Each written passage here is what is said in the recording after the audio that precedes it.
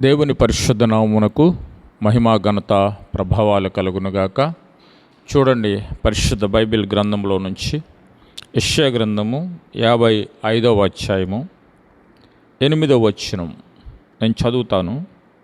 నా తలంపులు మీ తలంపుల వంటివి కావు, మీ త్రోవలు నా త్రోవల వంటివి కావు.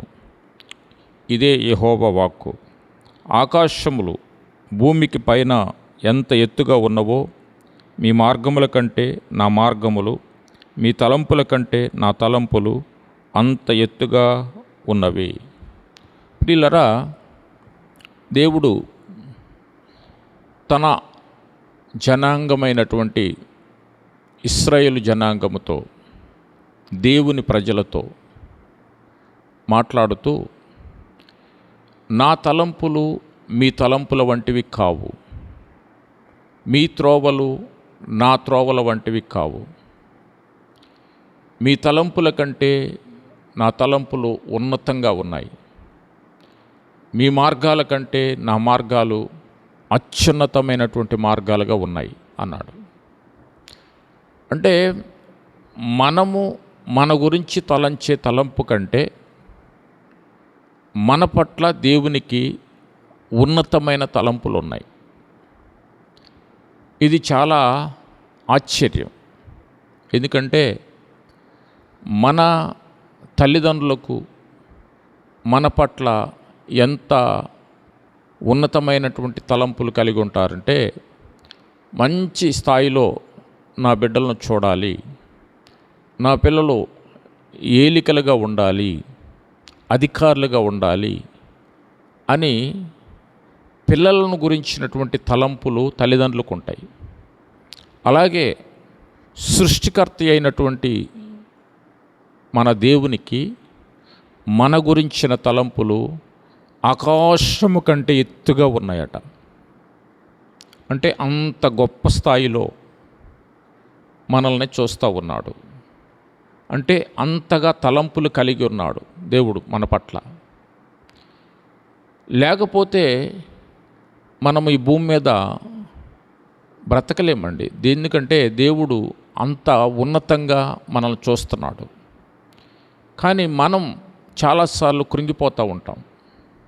చాలాసార్లు నా జీవితం ఇంతే, నా బ్రతికింతే, నేను ఏమీ చేయలేను, ముందుకు సాగలేకపోతున్నాను అని మనకు మనమే తక్కువ చేసుకొని నిమ్నతా భావంతో కృంగిపోతూ ఉంటాం.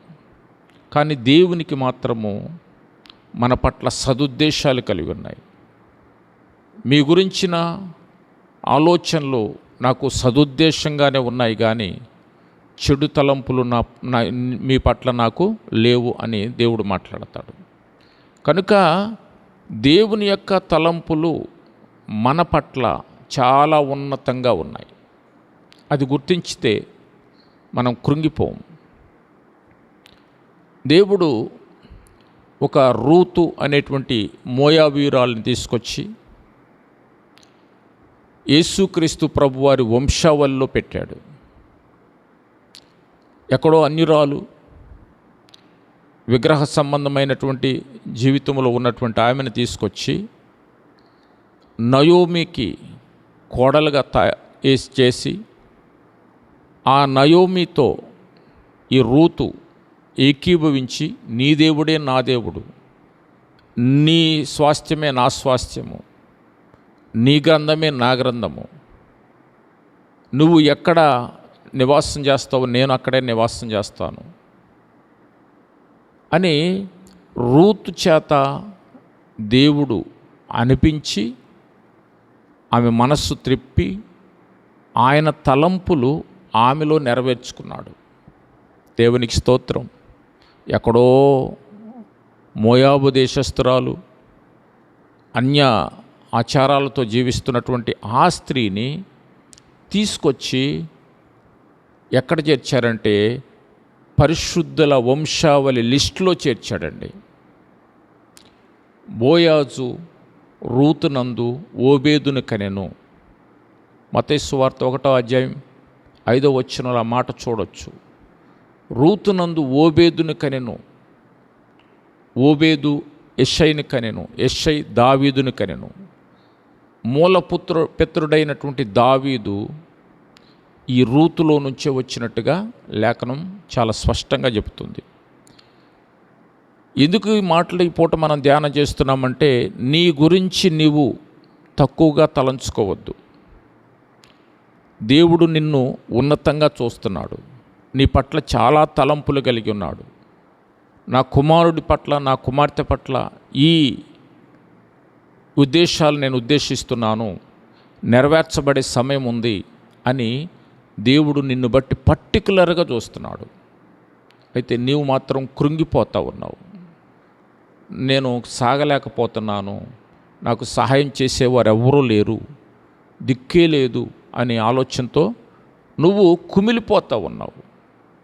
అయితే దేవుడు అంటున్నాడు, నా తలంపులు నీ తలంపుల వంటివి కావు. నువ్వు ఆలోచిస్తున్నట్టుగా, నువ్వు తక్కువగా ఆలోచిస్తున్నట్టుగా నేను నీ గురించి తక్కువగా ఆలోచన చేయట్లేదు, ఉన్నతంగా ఆలోచన చేస్తున్నాను.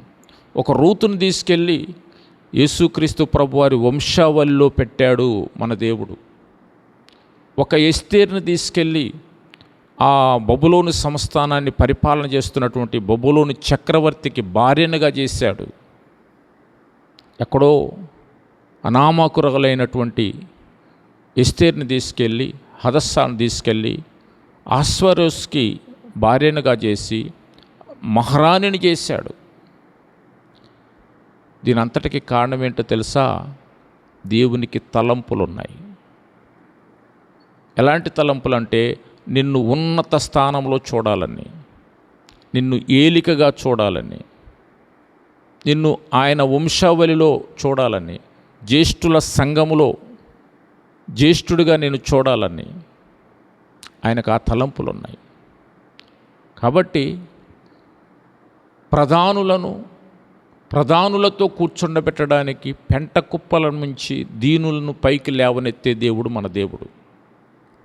తన ప్రజల ప్రధానులతో కూర్చుండబెట్టడానికి 113 కీర్తన 7వ చరణంలో మాటలు ఉంటాయి. ఎలాగా పెంట కుప్పల మీద నుంచి దీనులను పైకి లేవనెత్తి ప్రజల ప్రధానులతో, అధికారులతో కూర్చుండబెట్టి, ఏలికలతో కూర్చుండబెట్టి, ఆ ఆలోచనలు దేవునికి నీ పట్ల ఉన్నాయి. కనుక నువ్వు ఏ స్థితిలో ఉన్నా నీ స్థితిని చూస్తున్న దేవుడు.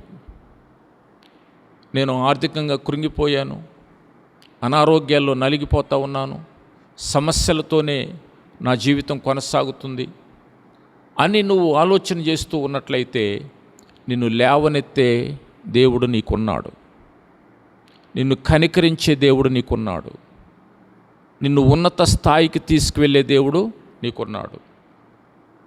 ఆయనకు నీ పట్ల ఉన్న తలంపులను నువ్వు నెరవేర్చాలంటే నువ్వు కృంగిపోక దేవుని సన్నిధిలో కనిపెట్టాలి, దేవుని దగ్గర ప్రార్థన చేయాలి.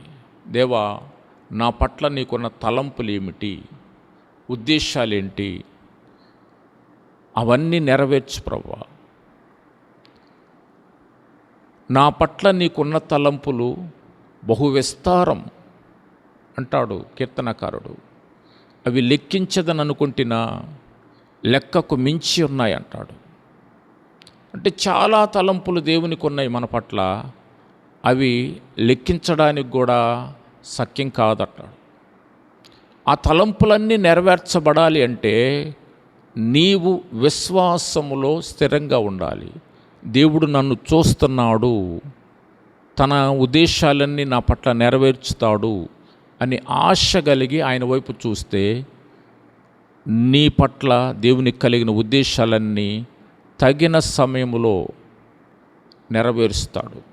ఆయన బలిష్టమైన చేతి క్రింద నువ్వు దీన మనస్కుడివై ఉంటే నిన్ను హెచ్చించే సమయం ఒకటి ఉంది, ఆ స్థానంలో చూసే సమయం ఉంది. కాబట్టి ఈ మాటలను బట్టి నువ్వు లేవనెత్తబడాలి, ఉజ్జీవించబడాలి, విశ్వాసములో స్థిరంగా ఉండాలి. దేవుని సన్నిధిలో ప్రార్థన చేయి, నీ కృంగుబాటుతనాన్ని దేవునికి చెప్పు.